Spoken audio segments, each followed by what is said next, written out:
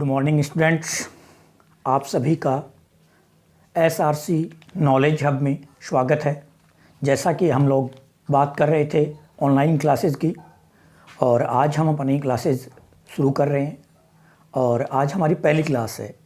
Class start करने से पहले मैं सभी स्टूडेंट्स और अपने साथियों से चाहूँगा कि वो चैनल को सब्सक्राइब करें, लाइक कमेंट करें और अपने सुझाव मुझे ज़रूर दें ताकि मैं आप लोगों के लिए अच्छे से अच्छा वीडियो बनाकर ला सकूँ।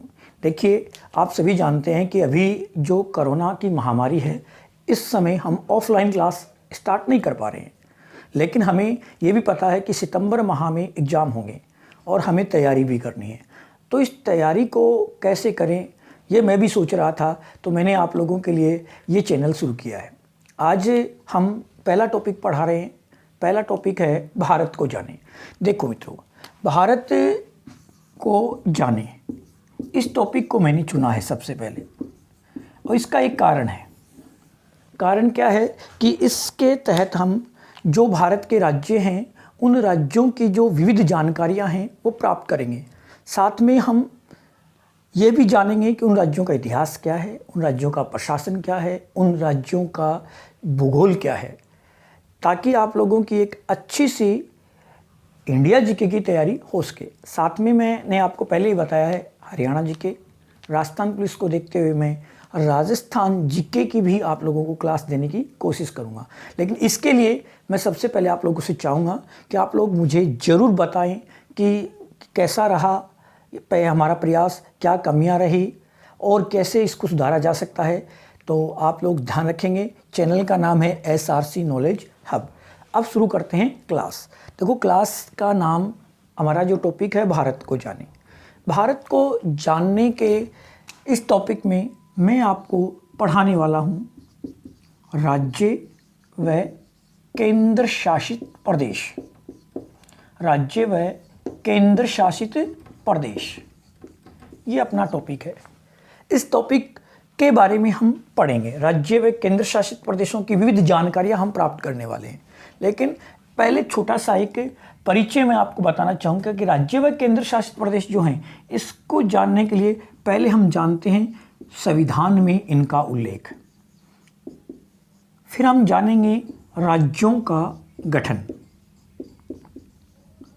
और इसके बाद इस टॉपिक में हम जानेंगे विशिष्ट प्रावधान। राज्यों के लिए विशिष्ट प्रावधान, जैसे आप लोगों ने पिछले कुछ समय में अनुच्छेद 370 के बारे में सुना होगा, जो कि समाप्त कर दी गई थी। तो ये विशिष्ट प्रावधान और विशेष राज्य, विशेष राज्य का दर्जा, ये आज की हमारी क्लास है।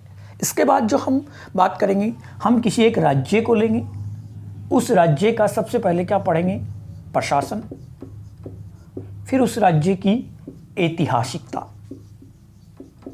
ऐतिहासिकता, इसके बाद उस राज्य में की ज्योग्राफी में नदी, बांध, राष्ट्रीय उद्यान, और भारत में स्थान। इस प्रकार से हमारे टॉपिक हम आगे बढ़ाने वाले हैं। देखो, आज जो क्लास है, उस क्लास मेरी ये पहली ऑनलाइन क्लास है। हो सकता है कुछ कमियां हों, तो आप मुझे, मैं फिर कहूँगा, कमेंट करके ज़रूर बताएंगे कि हम इसको किस प्रकार से सुधार सकते हैं।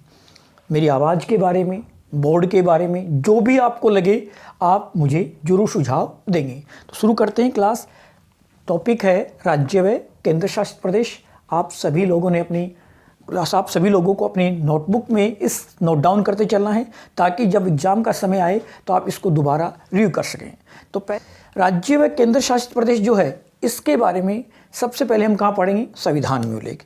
तो संविधान का भाग 1, संविधान का भाग 1 जो है वो राज्य व केंद्र शासित प्रदेशों का उल्लेख करता है। भाग 1 में कहाँ से कहाँ तक, अनुच्छेद 1 से 4 तक राज्य व केंद्र शासित प्रदेशों के बारे में जानकारी प्राप्त होती है। अब एग्ज़ाम में जब हम बात करते हैं तो हमें क्या क्वेश्चन प्राप्त होते हैं। राज्य व केंद्र शासित प्रदेशों का वर्णन भाग 1, कौन सा अनुच्छेद, अनुच्छेद 1 से 4 तक। हमें यहाँ इन अनुच्छेदों के बारे में सबसे पहले समझना है कि इन अनुच्छेदों में क्या जानकारी है। अनुच्छेद 1, अनुच्छेद 1 जो है वो क्या बताता है, भारत यूनियन ऑफ स्टेट्स है। अनुच्छेद के 1 क्या बताता है, भारत यूनियन ऑफ स्टेट्स है। तो अनुच्छेद 1 में भारत को राज्यों का संघ यानी यूनियन ऑफ स्टेट्स कहा गया है। दूसरा अनुच्छेद, अनुच्छेद 2, नए राज्यों का प्रवेश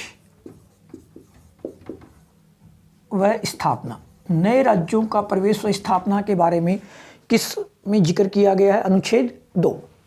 फिर बात करते हैं अनुच्छेद 3, इसमें क्या बताया गया है, नए राज्यों का निर्माण, नाम, सीमा परिवर्तन। अब ध्यान से देखेंगे। देखो, आज का हमारा पहला टॉपिक है और इस पहले टॉपिक में हम राज्य व केंद्र शासित प्रदेश का संविधान में उल्लेख पढ़ रहे हैं। देखो समझना है, अनुच्छेद 1 से 4 तक क्या मिलता है, वर्णन मिलता है। अनुच्छेद 1 में क्या बताया गया है, भारत यूनियन ऑफ स्टेट्स है। अनुच्छेद 2 क्या बताता है, नए राज्यों का प्रवेश व स्थापना। अनुच्छेद 3 क्या बताता है, नए राज्यों का निर्माण, नाम व सीमा परिवर्तन। अब देखो पेपर में क्वेश्चन क्या आता है, पेपर में क्वेश्चन पूछा जाता है आप लोगों से, संविधान में भारत वर्णित है। क्या बताता है, संविधान में भारत वर्णित है। तो संविधान में भारत को किस रूप में वर्णित किया गया है, यूनियन ऑफ स्टेट्स। किस रूप में, यूनियन ऑफ स्टेट्स। हिंदी में क्या लिखेंगे, राज्यों का संघ। अब मैं आपको यहाँ पे एक बात बताना चाहूँगा। देखिए, भारत भी एक संघ है और अमेरिका भी एक संघ है, लेकिन अमेरिका जो संघ है उसके लिए फेडरेशन शब्द, और भारत का जो संघ है उसके लिए किस शब्द का प्रयोग मिलता है, यूनियन शब्द का प्रयोग मिलता है। यहाँ पर यूनियन का अर्थ है कि भारत में जो राज्य हैं उन्हें भारत से अलग होने का अधिकार नहीं है, ध्यान रखना है। या यूनियन का अर्थ क्या है, भारत से राज्य अलग होने का अधिकार नहीं रखते हैं। अब यहाँ जो पीछे एग्जाम हुए हैं उन एग्जामों में एक तो ये क्वेश्चन बार बार पूछा गया है कि भारत है तो भारत क्या है, यूनियन ऑफ स्टेट्स। भारत को यूनियन ऑफ स्टेट्स या राज्यों का संघ किस अनुच्छेद में कहा गया है, अनुच्छेद 1। और तीसरा जो इंपॉर्टेंट क्वेश्चन है वो पूछा जाता है, भारतीय संघ या भारतीय संघीय, संविधान में संघ या संघीय शब्द के लिए क्या प्रयोग किया गया है। तो संविधान में संघ या संघीय शब्द के लिए क्या शब्द मिलता है, यूनियन शब्द मिलता है। संविधान में ध्यान रखना है, आप लोगों को बार बार पूछा जाता है, संघ के लिए या संघीय के लिए क्या शब्द मिलता है, यूनियन शब्द। और अगला जो क्वेश्चन पूछा जाता है वो ये है कि यूनियन शब्द कहाँ से लिया गया है, कनाडा से।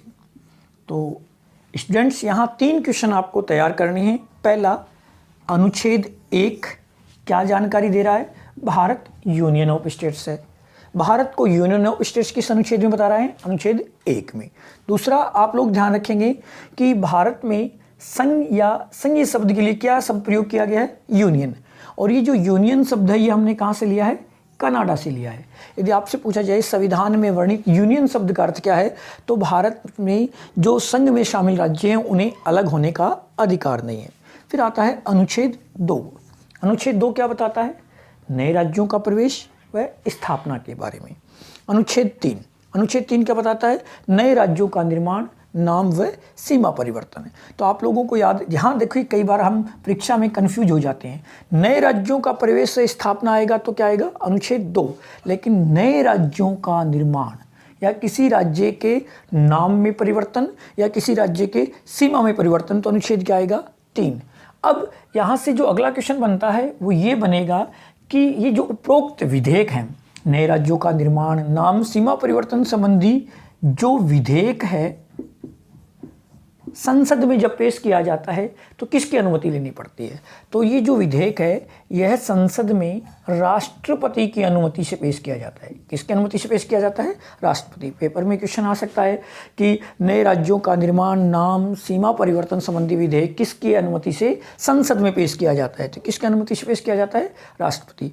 कुछ विधेयक ऐसे होते हैं जिन्हें संसद में पेश करने से पहले राष्ट्रपति की अनुमति लेनी पड़ती है। जैसे आप लोगों ने पढ़ा है धन विधेयक, वैसे ही आप लोग याद रखेंगे नए राज्यों का निर्माण, नाम, सीमा परिवर्तन संबंधी विधेयक को पेश करने से पहले किसकी अनुमति लेनी पड़ती है? राष्ट्रपति की अनुमति लेनी पड़ती है। फिर यह जो विधेयक है इसे संसद पारित करती है।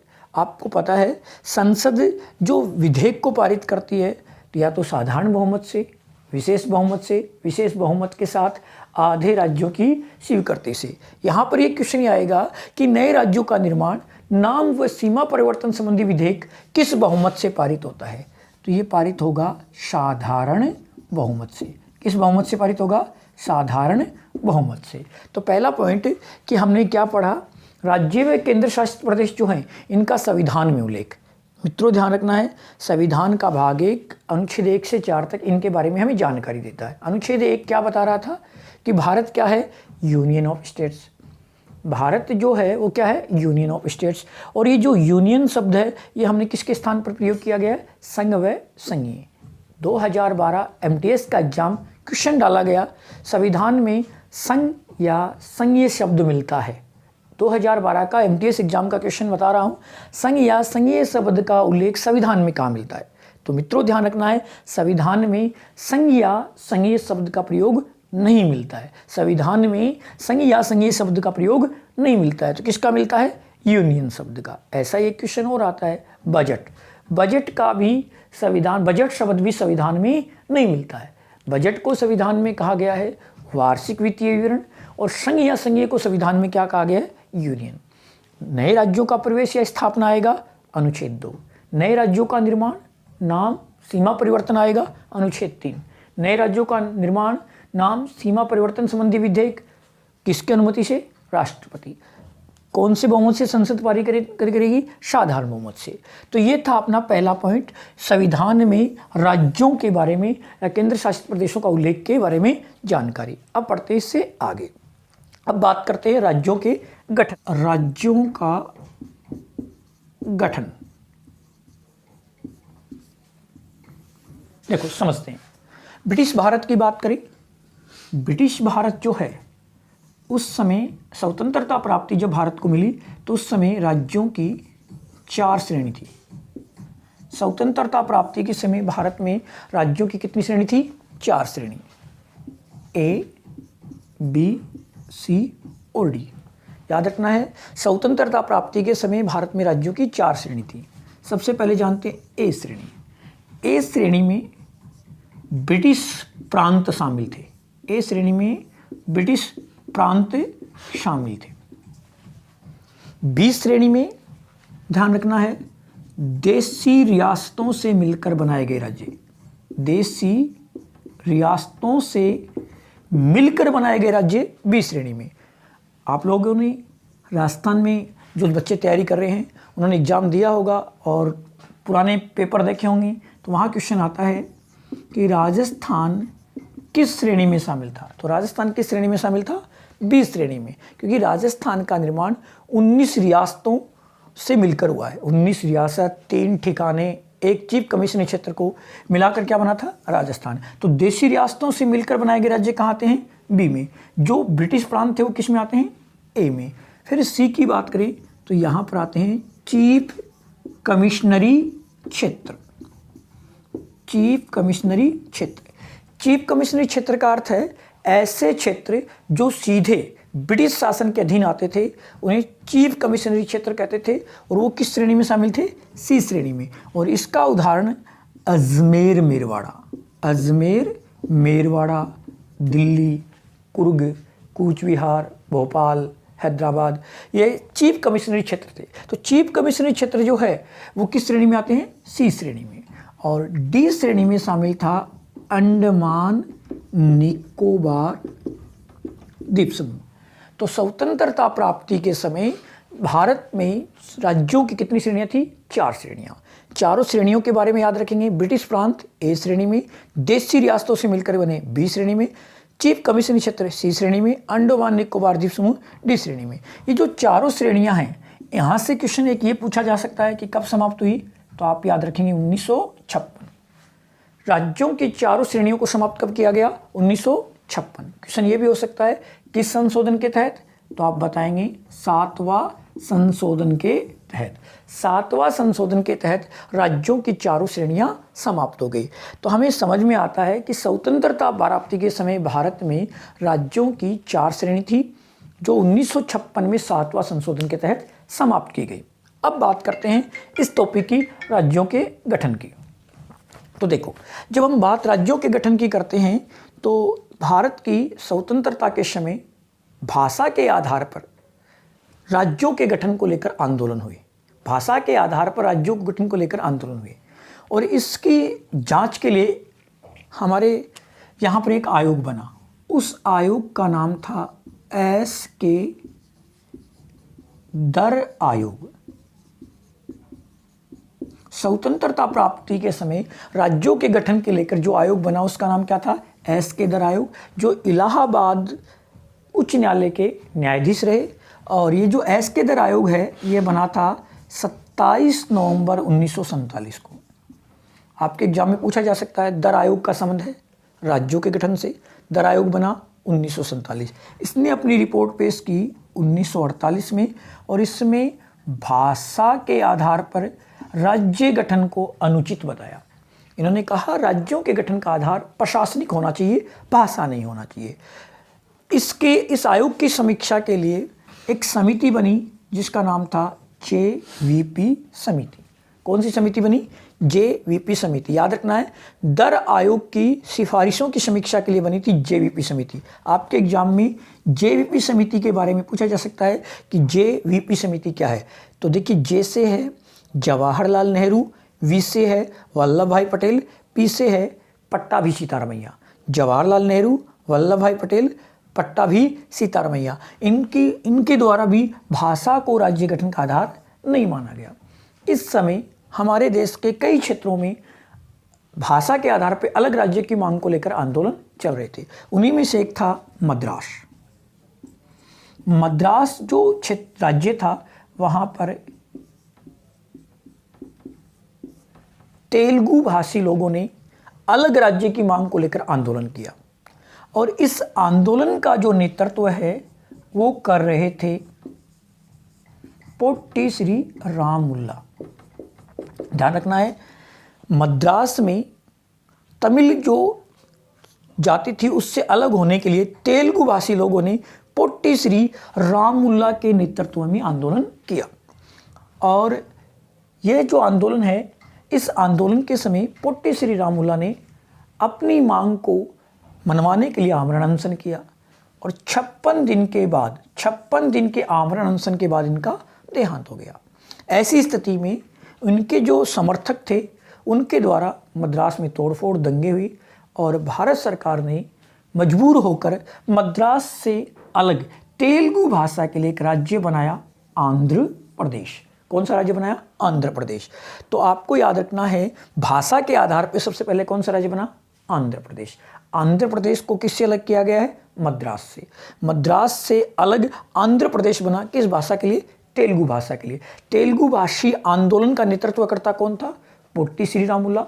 पोट्टी श्री रामुल्ला ने कितने समय तक आमरण अनशन किया, 56 दिनों तक आमरण अनशन किया। अब बात आती है आंध्र प्रदेश राज्य की स्थापना कब हुई, 1 अक्टूबर 1953। भारत का भाषा के आधार पर बनने वाला पहला राज्य कौन सा है, आंध्र प्रदेश। आंध्र प्रदेश कब बना, 1 अक्टूबर 1953। जब भाषा के आधार पर आंध्र प्रदेश बना तो अन्य राज्यों में भी भाषा को लेकर आंदोलन शुरू हो गए और भारत में इसकी समीक्षा के लिए फिर से सरकार ने राज्य पुनर्गठन आयोग का गठन किया। तो पढ़ते हैं इससे आगे। तो हमने पीछे पढ़ा था कि भाषा के आधार पर पहला राज्य बना था आंध्र प्रदेश। भाषा के आधार पर बनने वाला पहला राज्य कौन सा है, आंध्र प्रदेश। कब बना, 1 अक्टूबर 1953 को। फिर भारत में भाषा की मांग को लेकर शुरू हुए आंदोलन और सरकार ने राज्य पुनर्गठन आयोग बनाया। अब ये जो राज्य पुनर्गठन आयोग है कब बना? 1953 में। इसने अपनी रिपोर्ट पेश की 1955 में। क्वेश्चन आता है राज्य पुनर्गठन आयोग का गठन कब हुआ? 1953। रिपोर्ट पेश कब की? 1955। इस आयोग में कितने सदस्य थे? त्रिसदस्यीय आयोग था। ये क्वेश्चन भी कई बार पूछा गया है। राज्य पुनर्गठन आयोग में कितने सदस्य थे? त्रिसदस्यीय आयोग था। इसमें शामिल सदस्य थे फजल अली, के.एम. पणिक्कर, हृदयनाथ कुंजरू। फजल अली, के.एम. पणिक्कर, हृदयनाथ कुंजरू, इन 3 सदस्यों को मिलकर क्या बनाया गया था? राज्य पुनर्गठन आयोग। फजल अली इसके अध्यक्ष थे और राज्य पुनर्गठन आयोग की सिफारिशों में भाषा को राज्य गठन का आधार मान लिया गया। इसके सुझावों के आधार पर राज्य पुनर्गठन अधिनियम पारित हुआ 1956। क्वेश्चन आता है राज्य पुनर्गठन अधिनियम कब पारित हुआ? 1956 में राज्य पुनर्गठन अधिनियम पारित हुआ और इस प्रकार से भारत में इस अधिनियम के तहत 14 राज्य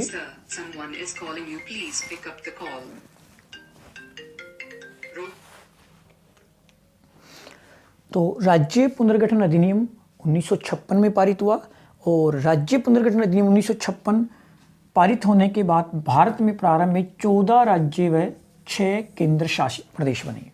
पेपर में क्वेश्चन आता है प्रारंभ में भारत में Rohit sir, someone is calling you, please pick up the call. Rohit sir, someone is calling you, please pick up the call. देखो अपन लोगों ने अभी क्या पढ़ा है? राज्य पुनर्गठन आयोग। राज्य पुनर्गठन आयोग 1953 में बना, 1955 में अपनी रिपोर्ट पेश की। त्रिसदस्यीय आयोग थे जिसके अध्यक्ष फजल अली, सदस्य के.एम. पणिक्कर और हृदयनाथ कुंजरू। राज्य पुनर्गठन आयोग की सिफारिशों के आधार पर राज्य पुनर्गठन अधिनियम 1956 में पारित हुआ और प्रारंभ में भारत में 14 राज्य व 6 केंद्र शासित प्रदेश बने। यहाँ तक हमने पढ़ लिया है। 14 राज्य व 6 केंद्र शासित प्रदेश भारत में बने और जब पहली बार भाषा के आधार पर राज्य गठन के आधार मांग को मान लिया गया तो कई राज्यों का विभाजन किया गया। तो इससे आगे हम क्या पढ़ेंगे? राज्यों की स्थापना। देखो सबसे पहले हमें पता प्रारंभ में 14 राज्य व 6 केंद्र शासित प्रदेश थे। उन्हीं में से एक राज्य था बम्बई।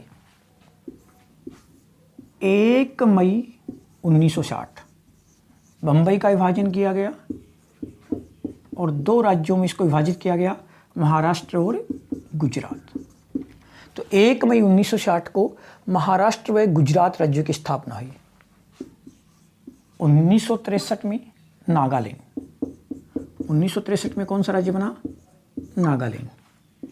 1966 हरियाणा, पंजाब, हिमाचल प्रदेश। 1966 में हरियाणा, पंजाब, हिमाचल प्रदेश। 1969 मेघालय। 1975 सिक्किम। 1986 मिजोरम व अरुणाचल प्रदेश। 1987 गोवा। 2000 में एक साथ 3 राज्यों का गठन हुआ, छत्तीसगढ़, उत्तराखंड, झारखंड। और इसके बाद 2 जून 2014 को आंध्र प्रदेश से अलग कर तेलंगाना। इस प्रकार से भारत में राज्यों की स्थापना हुई। यहाँ से कई बार एग्जाम में क्वेश्चन आता है और जहाँ से क्वेश्चन आता है वो मैं आपको बताना चाहूँगा। एक तो आप लोगों को ध्यान रखना है सिक्किम। सिक्किम भारत का राज्य कब बना? 1975। सिक्किम की स्थापना की तारीख बहुत बार पूछी गई एग्जाम में। 26 मई 1975 को सिक्किम भारत का 22वां राज्य बना था। 26 मई 1975 को सिक्किम जो है भारत का कौन सा राज्य बना था? 22वां राज्य। किस संशोधन के तहत? तो याद रखना है 36वां संशोधन। तीनों बातें आपको नोट डाउन कर लेनी है और याद करनी है। पहला, सिक्किम भारत का राज्य बना 26 मई 1975। सिक्किम भारत का कौन सा राज्य था? 22वां। और सिक्किम भारत का राज्य किस संशोधन के तहत बना? 36वां संशोधन के तहत। एक क्वेश्चन यहां से आता है गोवा से। गोवा भारत में पूर्ण राज्य के रूप में 1987 में शामिल हुआ था। देखिए, आप सभी जानते हैं गोवा पुर्तगालियों के अधीन था, जिनके अधीनता से 1961 में आज़ाद कर भारत में शामिल किया गया। उस समय यह एक केंद्र शासित प्रदेश था। इसे पूर्ण राज्य का दर्जा कब मिला? 1987 में। और यह भारत का 25वां राज्य बना। गोवा भारत का कौन सा राज्य बना था? 25वां राज्य। कब? 1987 में। किस संशोधन के तहत?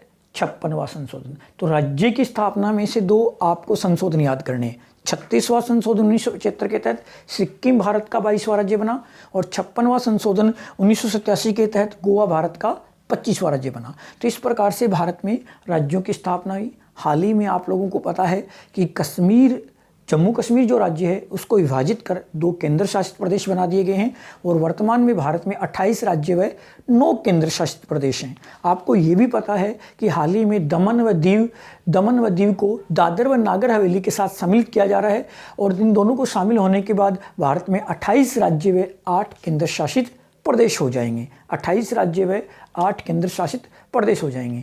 मित्रों, एक क्वेश्चन मैं आप लोगों को यहाँ बताना चाहूँगा, ध्यान रखना है कि भारत में ऐसे कितने केंद्र शासित प्रदेश हैं जिनकी अपनी विधानसभाएं हैं? ऐसे कितने केंद्र शासित प्रदेश हैं जिनकी अपनी विधानसभाएं हैं? तो ऐसे केंद्र शासित प्रदेश अब 3 हो चुके हैं।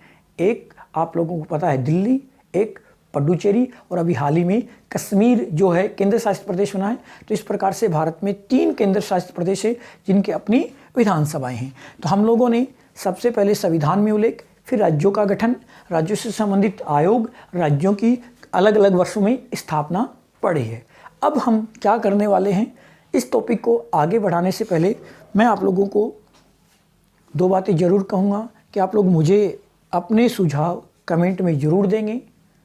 मेरी आवाज़ के बारे में, बोर्ड के बारे में, या कोई सुझाव आप बताएंगे। कमेंट, लाइक और सब्सक्राइब चैनल को करेंगे ताकि मैं आप लोगों के लिए और ज़्यादा वीडियो उत्साह से बना सकूं। तो मित्रों, आगे बढ़ाते हैं टॉपिक को। इस टॉपिक का जो अंतिम भाग है वो है विशेष राज्य। आप लोग अखबारों में, टीवी के माध्यम में काफ़ी बार सुनते हैं। पीछे आप लोगों ने चुनाव में देखा होगा कि बिहार ने अपने लिए विशेष राज्य की मांग की। सबसे पहले तो आपको ये बता दूं कि विशेष राज्य का अर्थ क्या है। ऐसे राज्य जिन्हें केंद्र से जो सहायता प्राप्त होती है उस सहायता में 90% अनुदान हो, 10% ऋण हो, ऐसे राज्यों को किस श्रेणी में रखा गया है? विशेष राज्य। यानी जिस किसी राज्य को विशेष राज्य का दर्जा प्राप्त हो जाता है, उस राज्य को जो पैसा प्राप्त होता है उसका 90% क्या होता है? अनुदान, और 10% क्या होता है? ऋण होता है। तो बहुत सारे राज्यों के द्वारा समय समय पर विशेष राज्य की मांग की जाती है। अब भारत में विशेष राज्य कितने हैं? तो याद रखना है, भारत में विशेष राज्यों की संख्या है 11। भारत में विशेष राज्यों की संख्या कितनी है? 11। भारत में विशेष राज्यों का दर्जा पहली बार कब दिया गया था? 1969, चौथी योजना के समय। भारत में विशेष राज्यों का दर्जा कब दिया गया? 1969, चौथी योजना के समय। और विशेष राज्यों का दर्जा किस फार्मूले के आधार पर दिया गया था? तो ये फार्मूला था गाडगिल फार्मूला। काफ़ी बार ये क्वेश्चन आप लोगों से पूछा जाता है। गाडगिल फार्मूला का संबंध है विशेष राज्यों से। गाडगिल फार्मूला कब आया? 1969, और इसके तहत भारत में विशेष राज्यों की श्रेणी बनी, जो कि वर्तमान में कितने हैं? 11 हैं। और विशेष राज्य को जो राशि प्राप्त होती है उसमें अनुदान कितना होता है? 90%, और ऋण कितना होता है? 10%। तो देखिए, आज हमने संविधान में राज्यों के उल्लेख, नए राज्यों की स्थापना, गठन और विशेष राज्यों की बात की। कल से हम टॉपिक शुरू करेंगे। पहला स्टेट्स हम पढ़ेंगे। भारत का सबसे ज़्यादा जनसंख्या वाला राज्य उत्तर प्रदेश, और मैं चाहूँगा कि जल्द ही मैं आप लोगों को ऑनलाइन मिलूँगा। तब तक आप लोग यूट्यूब चैनल के माध्यम से अपनी पढ़ाई को जारी रखेंगे। सितंबर माह में बहुत से एग्ज़ाम आपको मिलेंगे देने के लिए, तो मैं चाहूँगा कि जो बच्चे घरों पे हैं इस समय वो अपनी तैयारी को ज़रूर जारी रखें, क्योंकि एग्ज़ाम का ज़्यादा समय आपके पास नहीं है। ऑफलाइन क्लासेस की अभी कोई गारंटी नहीं है कब तक हो, तो ऑनलाइन चैनल के माध्यम से कल से हम और ज़्यादा समय आप लोगों को इस चैनल पर देने का प्रयास करेंगे। Thank you. एक बार फिर से कहूँगा, अपने कमेंट सुझाव ज़रूर दें, क्या कमियाँ हैं ज़रूर बताएं। Thank you.